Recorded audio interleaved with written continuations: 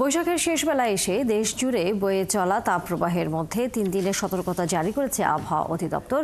সেই সাথে দেশের কোথাও কোথাও বয়ে যেতে পারে তীব্র তাপপ্রবাহ। রাজধানী ঢাকা থেকে শুরু করে চুয়াডাঙ্গা, রাজশাহী, খুলনা এবং চট্টগ্রামের মতো প্রধান শহরগুলো তীব্র তাপপ্রবাহে কবলে পড়ছে। ফলে জনজীবনে নেমে এসেছে ভোগান্তির ছাপ। পরবর্তী 24 ঘন্টায় সারা দেশের দিনের তাপমাত্রা 1 থেকে 2 ডিগ্রি সেলসিয়াস এবং রাতের তাপমাত্রা সামান্য বাড়ার আভাস দিয়েছে আবহাওয়া অফিস। এমনকি কোথাও কোথাও তা তীব্র আকারে দেখা দিতে পারে। অধিদপ্তরের সতর্কবার্তায় আরও বলা হয়েছে, শুক্রবার দুপুর 2টা থেকে পরবর্তী 72 ঘন্টার মধ্যে কোথাও কোথাও তীব্র তাপপ্রবাহ বয়ে যেতে পারে। সারা দেশে হিটওয়েভ, তার মধ্যে হলো রাজশাহী এবং চুয়াডাঙ্গা দুইটা ডিস্ট্রিক্ট আছে যেখানে আমরা very severe heatwave, severe heatwave বা তীব্র তাপপ্রবাহ বলছি। 40 বা 42-এর মধ্যে থাকলে আমরা সেটাকে তীব্র তাপপ্রবাহ বলি।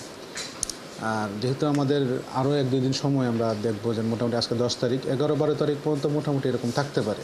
তো 12 তারিখের কাছাকাছি সময়ে গিয়ে বিশেষ করে আমাদের উত্তরাংশ, রংপুরের কিছু অংশ, ময়মনসিংহ, সিলেট এবং ঢাকার কিছু অংশ হয়তো বা তাপপ্রবাহের অনেকটা কমে আসতে পারে। আর খুলনা, রাজশাহী কিছু অংশ আর বরিশাল এবং চট্টগ্রাম তাপপ্রবাহটা কমতে একটু সময় লাগবে। হয়তো বা তাপমাত্রা কিছুটা কমে আসবে, কিন্তু তাপপ্রবাহ মুক্ত হবে না।